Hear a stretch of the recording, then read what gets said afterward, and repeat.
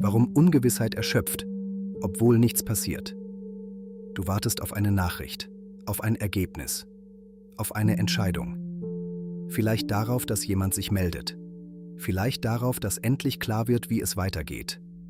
Nach außen passiert fast nichts. Du gehst zur Arbeit. Du erledigst deine Aufgaben. Du sprichst mit anderen. Du versuchst, deinen Alltag weiterzuführen. Und trotzdem bist du am Abend erschöpft. Nicht, weil du besonders viel getan hast, sondern weil ein Teil von dir den ganzen Tag nicht aufgehört hat zu warten. Ungewissheit wirkt still. Sie macht keinen Lärm. Sie fordert keine sichtbare Handlung. Und gerade deshalb unterschätzen wir, wie viel Kraft sie kosten kann. Denn für unser inneres System bedeutet Ungewissheit nicht nur, ich weiß es noch nicht. Sie bedeutet auch, ich weiß nicht, worauf ich mich vorbereiten muss. Auf Hoffnung oder Enttäuschung. Auf Nähe oder Verlust. Auf Entlastung oder eine neue Belastung. Solange die Antwort fehlt, bleiben mehrere Möglichkeiten gleichzeitig offen. Und jede von ihnen würde etwas anderes von uns verlangen. Wenn du weißt, dass etwas nicht funktioniert hat, kann das wehtun. Aber die Wirklichkeit hat eine Form bekommen. Du kannst traurig sein. Du kannst entscheiden. Du kannst reagieren. Du kannst langsam beginnen, dich neu zu orientieren. Ungewissheit gibt dir diese Richtung noch nicht. Sie hält dich zwischen den Möglichkeiten fest. Noch nicht enttäuscht, aber auch noch nicht erleichtert. Noch nicht verlassen, aber auch nicht sicher verbunden. Noch nicht gescheitert, aber auch nicht frei, etwas Neues zu beginnen. Dieser Zwischenraum ist vielleicht das Schwierigste an Ungewissheit. Nicht, weil er immer so deutlich wehtut wie ein Verlust, sondern weil er keine feste Form hat. Ein konkreter Schmerz kann uns zeigen, was verletzt wurde, was wir betrauern, was wir loslassen müssen, worauf wir reagieren können. Doch der Zwischenraum tut das nicht. Er lässt dich in einer Haltung, die nirgendwo ankommen kann. Nicht in Trauer, nicht in Erleichterung, nicht in einer Entscheidung. Und weil dieser Zustand nach außen kaum sichtbar ist, fällt es schwer, ihn ernst zu nehmen. Nichts ist passiert. Es steht nur etwas aus. Aber genau darin liegt das Problem. Innerlich ist dieser Zwischenraum nicht leer. Er ist voller Aktivität, die zu keinem Ergebnis kommen kann. Das Gehirn versucht fortlaufend aus unvollständigen Informationen eine möglichst verlässliche Vorhersage zu bilden. Was bedeutet der kurze Tonfall? Warum kam noch keine Antwort? Ist das Schweigen bedeutungslos? Oder ist es bereits eine Antwort? War das Gespräch wirklich normal? Hätte ich etwas anders sagen sollen?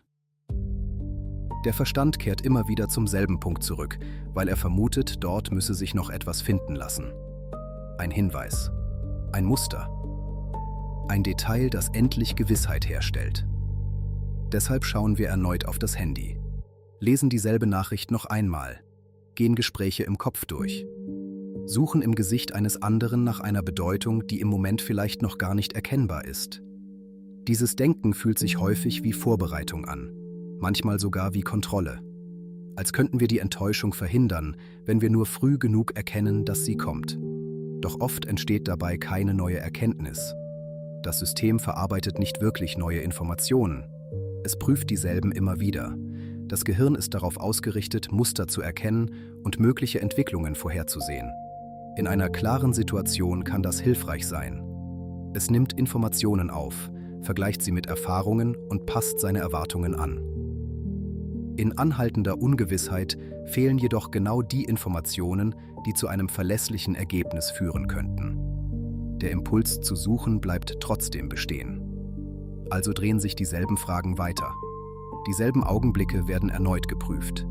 Nicht, weil du zu schwach wärst, damit aufzuhören, sondern weil offene Situationen unser Denken besonders stark binden können.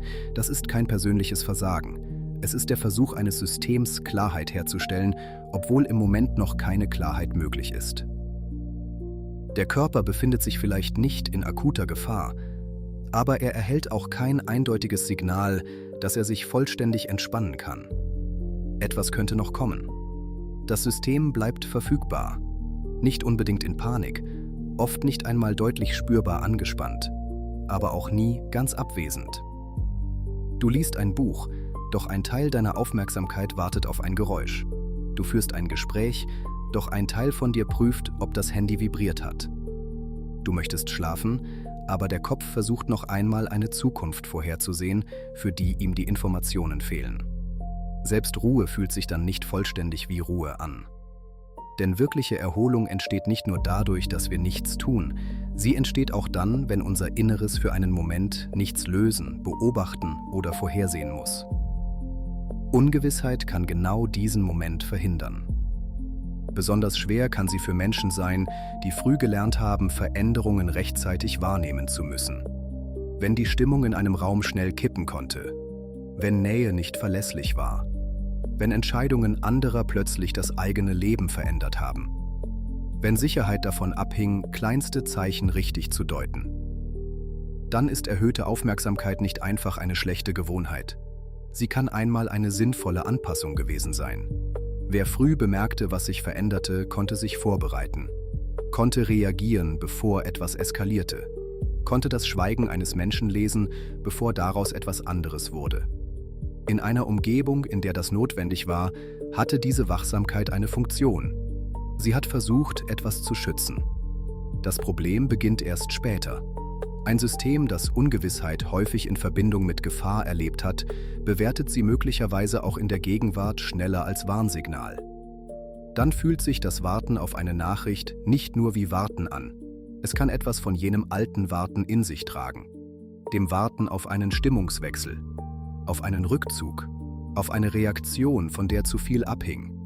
Auch heutiges Schweigen kann sich dann ähnlich anfühlen wie ein Schweigen, das früher nie bedeutungslos war. Also bleibt das System aufmerksam, es bleibt verfügbar. Es sucht weiter nach Mustern, die Schutz versprechen. Auch wenn die heutige Situation diese Wachsamkeit vielleicht nicht mehr verlangt. Auch wenn noch kein Zeichen existiert, das gefunden werden könnte. Auch wenn das Beobachten im Moment nichts verändern kann. Nicht, weil das System irrational wäre, sondern weil es seine Erwartungen aus Erfahrungen bildet. Und weil das, was früher wichtig war, sich noch lange gegenwärtig anfühlen kann. Deshalb hilft der Satz, denk einfach nicht daran so selten. Er verlangt vom Kopf, eine offene Frage zu schließen, ohne ihm eine Antwort zu geben. Und er setzt voraus, dass das Warten nur eine Angewohnheit ist. Manchmal ist es das. Manchmal trägt es aber auch die Erinnerung an eine Zeit in sich, in der Aufmerksamkeit Sicherheit versprochen hat. Wenn dich das Warten erschöpft, ist das deshalb nicht unbedingt ein Zeichen dafür, dass du zu schwach oder zu empfindlich bist. Vielleicht versucht dein System schon sehr lange, dich auf etwas vorzubereiten, dessen Form es noch gar nicht kennt. Und vielleicht tut es das noch immer.